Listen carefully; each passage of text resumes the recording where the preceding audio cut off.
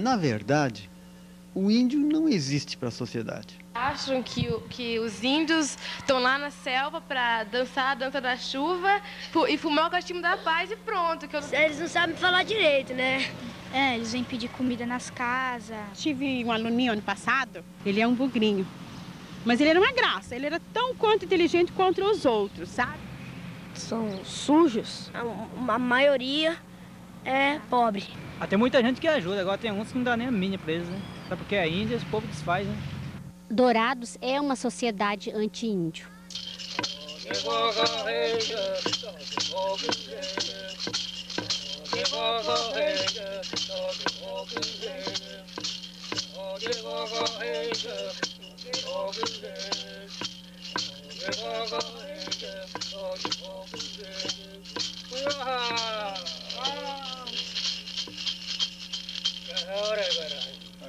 Os índios Guarani Nhandeva e os Guarani Kaiowá habitam a região do sul do Mato Grosso há vários séculos.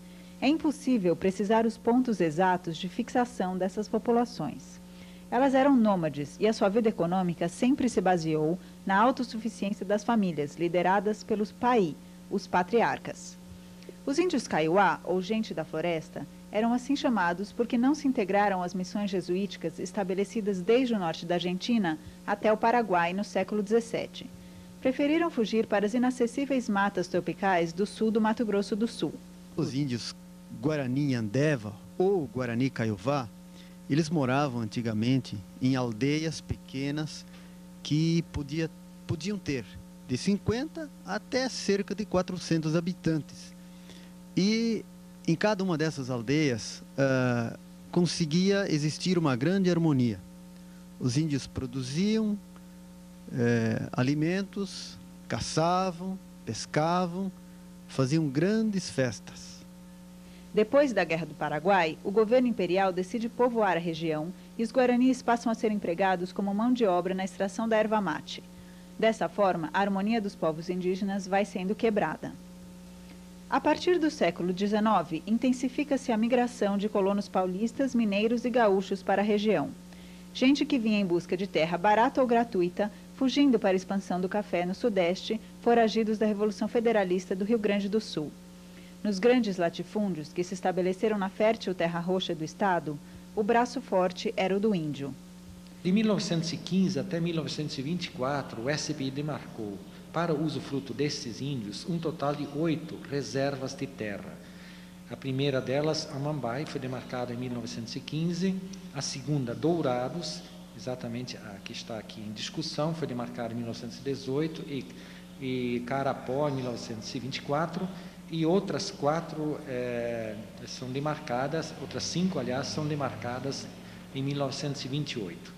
De lá até hoje, né, a preocupação dos órgãos oficiais e de também dos fazendeiros que foram ocupando essa região foi no sentido de fazer os índios entrar dentro dessas 8 reservas de terra. Dessa forma, nós verificamos nessa região um processo muito radical de confinamento sistemático dos Guarani dentro dessas 8 pequenas extensões de terra. Hoje, Dourados tem mais de 150 mil habitantes. A reserva foi engolida pela cidade, mas parece um bairro pobre de periferia, como em qualquer centro urbano brasileiro.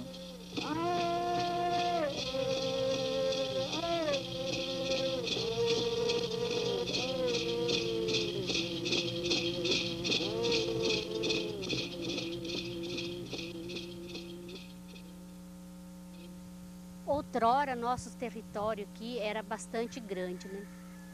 Mas com a chegada do progresso, nossos territórios foram se encolhendo. O índio, o Guarani, ele precisa de muito espaço para poder desenvolver sua cultura, sua vida, para ele poder viver como o mínimo que ele precisa, né? É muito explorado nossa terra, querem tomar de nós. E está tomando, não tem justiça, não tem lei. A aldeia de Dourados é uma aldeia com quase 7 mil índios e que vive uma situação de pressão populacional. Não digo nem pressão, mas um problema de explosão demográfica. 3.500 hectares é uma piada para 7 mil índios. Então, isso vai dar uma média de 0,5 hectares, meio hectares para cada índio, enquanto a Organização Mundial de Saúde coloca que deveria ser no mínimo 5 hectares para cada índio. Os bois do Mato Grosso do Sul têm 7 hectares por cabeça. Hoje, a cidade já faz limite com a reserva indígena e essa proximidade da cidade com a reserva indígena traz muitas coisas ruins para a comunidade. Bebida alcoólica, prostituição, a exploração da mão de obra indígena. Os pais saem para trabalhar nas fazendas e nas destilarias, ficam 2, 3 meses na fazenda e as mulheres ficam nas casas passando necessidade com os filhos, passando até fome.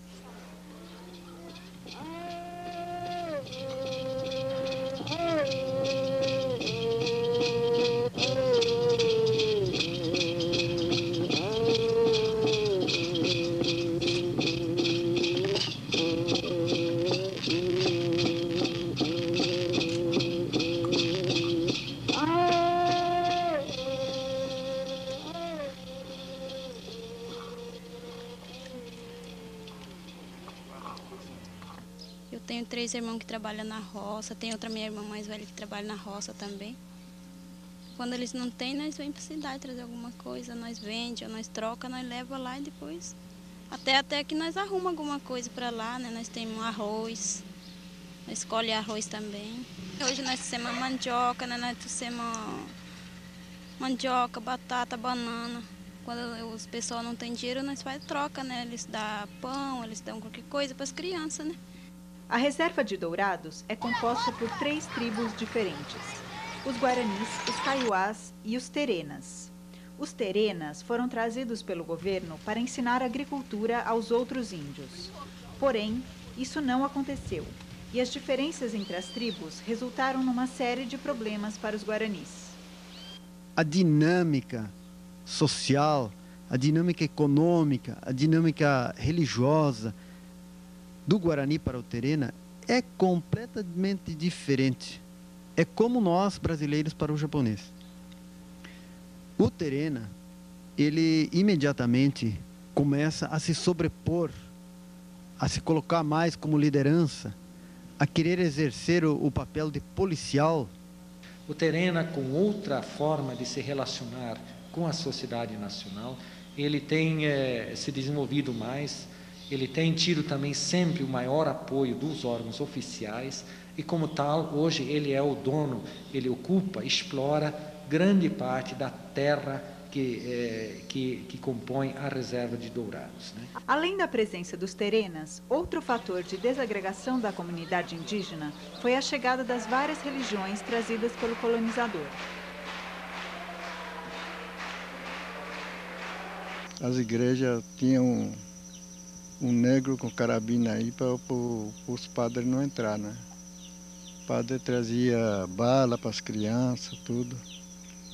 Aí eles foram tomando conta, até acabou com nossa reza. Nosso cacique eles perseguiram, mandaram embora, alguns mataram. E o próprio o membro da igreja falou que nós ia envenenar tudo os outros patrícios com raiz de pau, né? Então não deixava nós dar remédio. Então agora nós está no tempo, tá sem nada. Está com a mão na cabeça, não temos mais nada. O que vai acontecendo ao longo do tempo é que essa aldeia está perdendo quase que completamente as tradições indígenas. Está perdendo a união que deveria haver entre a comunidade indígena. O que está havendo ali é uma desagregação tanto da comunidade como da família.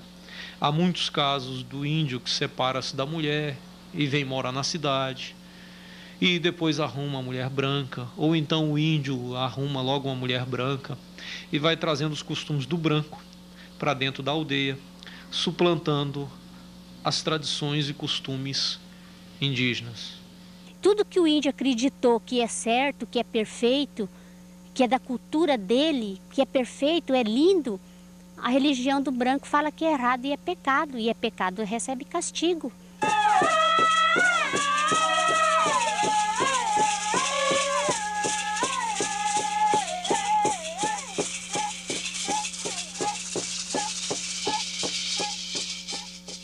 Não existe no Brasil nenhum povo que seja tão místico quanto os guaranis.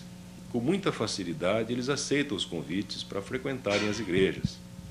E igreja que não falta, lá dentro da própria aldeia, contrariando completamente o que diz a Constituição Federal, ou seja, o que diz o Estatuto do Índio, né? Não só dentro da aldeia, mas na borda da aldeia existem várias igrejas, né? E a maioria delas são nessa linha pentecostal e que fazem uma exploração incrível. Esses índios, quando chegam das destilarias com algum dinheiro no bolso, então das fazendas, ou num período pós-colheita ou pós-capina de soja, eles chegam com algum dinheiro e esse dinheiro, uma boa parte dele é realmente entregue nas sacolinhas de pastores que exploram descaradamente. Agora acabou. Não tem mais maracá, não tem mais de cantar. É por causa, índio, caiuá, não pode cantar mais. É porque tem muito, é misturado. Porém, a religião do branco não trouxe só dominação e exploração. Muitas entidades religiosas têm tido um papel importante na defesa dos direitos dos índios. O Conselho Indigenista Missionário, ligado à Igreja Católica, é um exemplo disso. Em terceiro lugar, o CIMI se propõe a lutar pela autodeterminação dos povos indígenas. Autodeterminação era o chavão nessa época. Hoje a gente diz autonomia. Ou seja, tentar fazer um contato respeitoso com os povos indígenas, onde alguns elementos de análise da nossa sociedade têm que ser levados a eles, alguns benefícios da nossa sociedade têm que ser levados a eles, mas fazer com que eles decidam sobre o seu futuro. Nunca chegar junto ao índio considerando ele um menor, um inferior, um povo sem religião, para trazê-lo à nossa sociedade. Pelo contrário, ele tem cultura, ele tem um projeto histórico, ele tem um pensamento organizado sobre o futuro dele, e ele é que vai decidir quais elementos da nossa sociedade ele vai aproveitar para o seu bem e quais ele pode rejeitar. Na tentativa de ensinar as crianças a respeitar a cultura indígena, uma escola de 2º grau de Dourados organiza visitas à aldeia. Nós temos já há alguns anos feito visitas, né? Nós fazemos algumas visitas uma vez por ano à reserva e tem sido proveitoso a nível de conhecimento da realidade indígena, pelo menos é o que a gente percebe em relação aos alunos. O ano passado mesmo me chamou a atenção um relato de uma aluna, né, que colocava o seguinte: professor, eu morei ao lado da reserva durante muito tempo, né? E não conhecia a realidade dentro da reserva, não conhecia, nem sabia a quantidade de pessoas que lá existiam. Né? Para mim, o índio era bêbado, preguiçoso, sujo, e após a visita, mudou alguma coisa dentro de mim. Eu passei a perceber, principalmente em função da forma como eles nos receberam, né? Os índios nos receberam, eu passei a perceber o respeito que eles têm pela gente. Em relação à aldeia, não sei nada. Eu não tenho informação. Sei lá, a gente só sabe quando que é o dia do índio só, né? Nós não sabemos muito dos problemas que acontecem lá. As pessoas não têm esse interesse em conhecer e saber os problemas e dificuldades. Tem algum amigo índio? Não. Não. Não. Não. Não. Conhece algum índio? Tá de vista.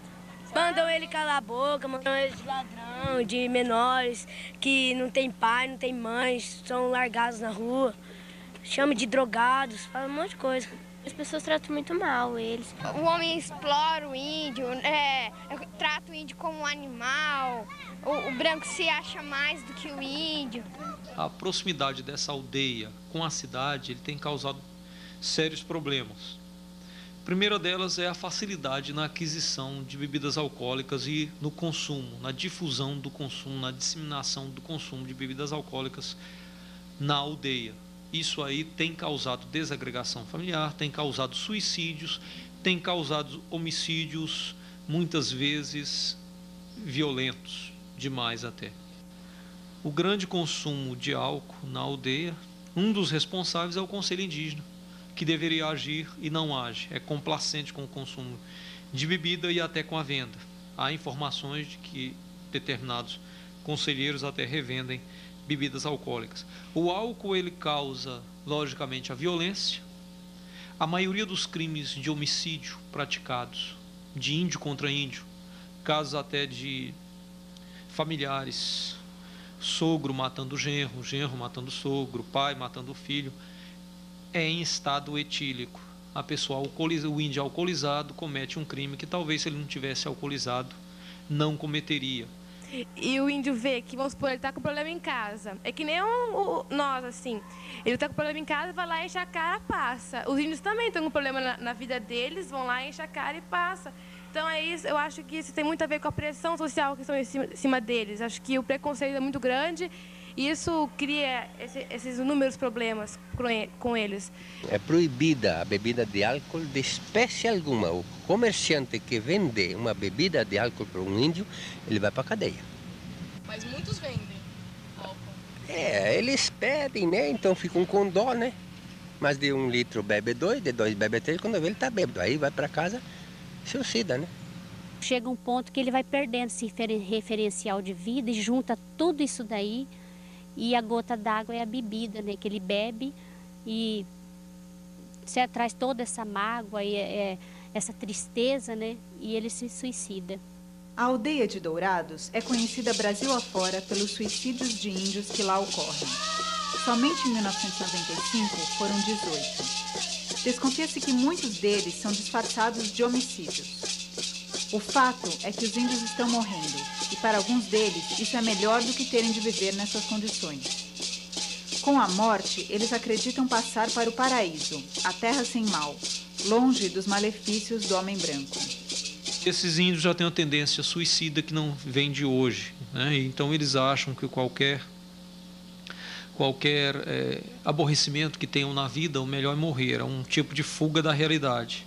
Grande parte dos suicídios ocorre entre os jovens, principalmente porque eles não vislumbram uma perspectiva de melhora. Estão vivendo muito próximo a uma cidade próspera, Dourados é uma cidade próspera, e vivem em completa miséria. Mas não temos mais terra, não temos mais madeira, não temos nada mais.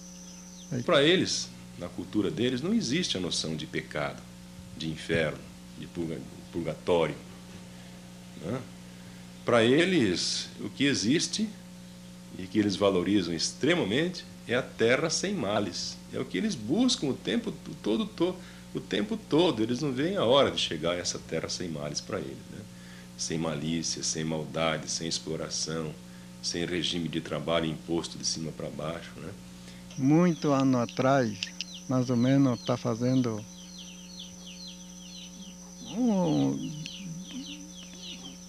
2 séculos mais ou menos que foi visto isso. Abriu a estrada do poente para nascente. E o índio, o cortador de madeira, parou quando viu aquela gente. Veio as crianças na frente, brincando. Abriu uma estrada muito bonita, no meio da floresta. De repente, e o índio que está a cortar madeira, parou de cortar madeira, veio muitas mulheradas. No meio da mulherada tinha um homem vestido de amarelo e um corda amarelo na mão. Parou, conversou com o índio. O que está fazendo? Falou, eu vou fazer coxo, fazer xixa. Aí o índio perguntou para o roupa amarelo, falou, para onde vai? Falou, vou para a nascente. E fazer o quê? Falou, vou para a festa.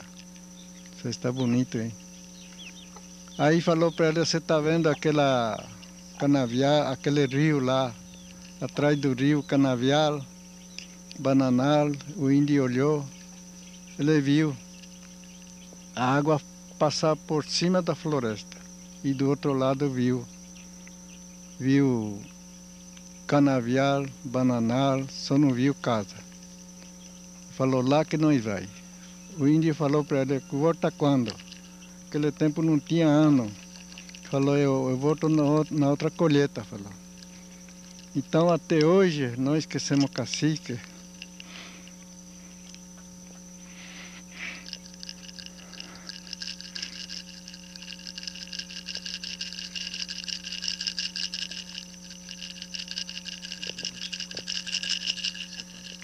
É estrada de Deus. E só nós não vimos Deus porque nós somos sujos na frente de Deus. Pronto, acabou. Dor não chega na gente.